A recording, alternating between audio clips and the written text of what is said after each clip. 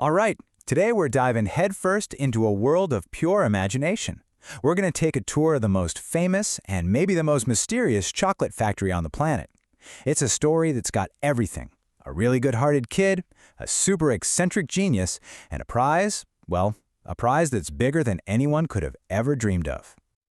So, let me ask you something. What would you actually do for a lifetime supply of chocolate? I mean, really think about it. For most of us, it's just a fun little daydream, right? But for the hero of our story, well, for him, it's not a fantasy at all. It's the one thing that could solve every single one of his problems. So, let's get into it. It's time to meet our hero.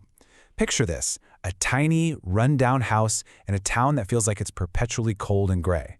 Inside that house lives a young boy, and he has absolutely no idea his entire world is about to get turned upside down.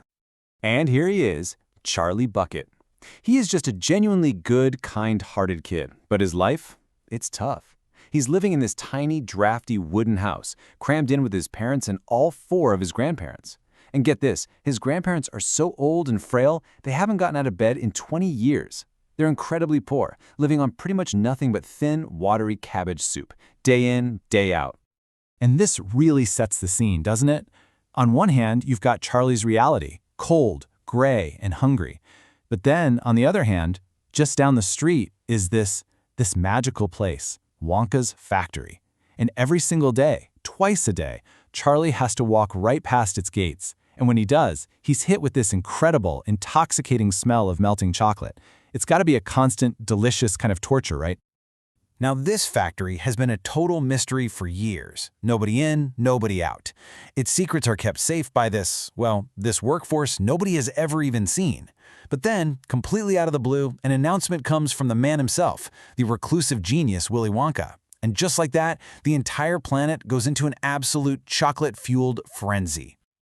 Okay, so here's the deal. The contest sounds simple, but the prize is absolutely mind-blowing. Willy Wonka has hidden 5, and only 5, golden tickets in his regular old chocolate bars, shipping them all over the world. If you find one, you get a personal tour of that secret factory. Oh, and a lifetime supply of candy. Not a bad deal, huh? And as you can imagine, the world goes nuts. The first 4 tickets get snatched up pretty fast. First, you've got Augustus Gloop, a boy whose whole life basically revolves around stuffing his face. Then there's Veruca Salt, a spoiled little brat whose rich daddy just buys up hundreds of thousands of chocolate bars to find her ticket. Number 3 is Violet Beauregarde, who's obsessed with chewing gum like she's a world record holder. And finally, there's Mike Teavee, a kid who is glued to the TV watching violent shows 24/7. So yeah, not exactly the best and brightest, are they? So what about Charlie? Well, his chances are slim to none. He only gets one single chocolate bar a year for his birthday. And when he opens it, nothing. No ticket. And then things get even worse. His dad loses his job and the family goes from being poor to literally starving. It seems like all hope is completely gone.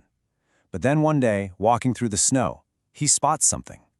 A 50-pence coin, just lying there. So what does he do? He goes into a shop, buys a chocolate bar, and just inhales it. He's starving. But he's got a little change left, enough for just one more. He buys it, peels back the wrapper, and there it is, a flash of gold. The 5th and final golden ticket. The news is so incredible, so world-changing, that his Grandpa Joe, the man who hasn't been out of bed for 2 decades, literally jumps up and starts dancing around the room. And just like that, the big day arrived. The very next day, Charlie and Grandpa Joe are standing outside those massive factory gates. And then they meet him, the legend himself, Mr. Willy Wonka. He's this brilliant, totally eccentric guy in a big plum-colored velvet coat. The gates swing open, and the tour finally begins. Their very first stop is just breathtaking. I mean, it's the heart of the whole operation. It's this huge green valley where literally everything is edible. The grass is made of a soft minty sugar, and there's a massive brown river of warm, melted chocolate flowing over waterfall. It's unbelievable. And it's here that they finally meet the secret workers, the Oompa-Loompas, these tiny, knee-high people. But pretty quickly, it becomes obvious that this isn't just a fun little tour. This is something else entirely. It's more like a test of character. And every single room they enter seems to have some kind of temptation that's almost perfectly designed to target the worst habits of the other 4 kids. So, what happens when your greed just completely takes over? Well, let's look at our first contestant, Augustus Gloop. You remember him, the kid whose defining trait is his bottomless stomach. Right away, even though Wonka is shouting warnings at him, Augustus just can't help himself. He runs to the chocolate river, kneels down, and starts shoveling handfuls of it into his mouth.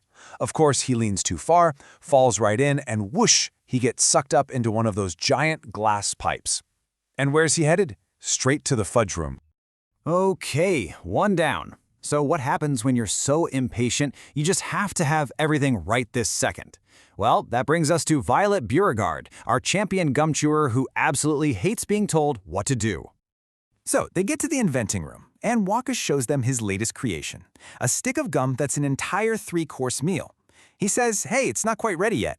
But does Violet listen? Of course not. She grabs it and starts chewing. She gets the tomato soup, yep, the roast beef, check, but then she gets to the dessert course, blueberry pie, and that's when things go wrong. Her whole body turns purple, and she starts swelling, up and up, until she's a giant round blueberry. The Oompa-Loompas have to literally roll her out of there, off to the juicing room. Are you starting to see a pattern here? I think you are. Each kid is being taken out by their own biggest flaw, which naturally brings us to Veruca Salt, the girl who wants everything and wants it now. Next up is the nut room, where 100 trained squirrels are busy shelling walnuts. Veruca sees them and immediately demands to have one. Wonka says no, so what does she do? She throws a fit and storms into the room to grab one for herself. Big mistake. The squirrels all stop, swarm her, tap her on the forehead to see if she's a good nut or a bad nut. And surprise, surprise, she's a bad nut. They promptly push her straight down the garbage chute. Okay, 3 down, 1 more of these little terrors to go. So the final question, what happens when you're so obsessed with Teavee you can't look away from the screen? Let's talk about Mike Teavee. They enter the television chocolate room, where Wonka shows them how he can actually send a chocolate bar through the airwaves like a TV signal and have it appear in a television set across the room. Mike, being completely obsessed and frankly not very bright, thinks, hey, I can do that.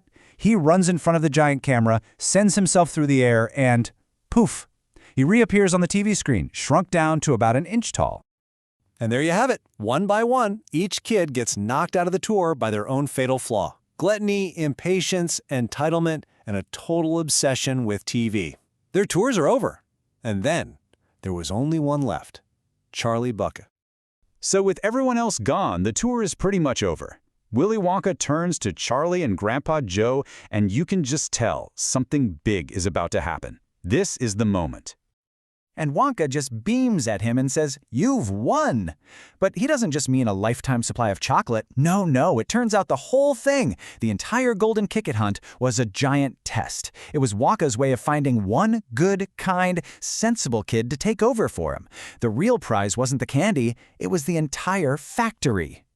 And the story ends in the most amazing way. Charlie and Grandpa Joe get into this great glass elevator with Wonka, and they smash right through the factory roof, flying high above the town to go pick up the rest of Charlie's family. So the poor boy who used to just dream about chocolate now owns the whole kingdom. And why? Not because he was the smartest or the strongest, but just because he was a good person. And that really leaves you with something to think about, doesn't it? In a world so full of greed and selfishness, what is it that truly makes someone worthy?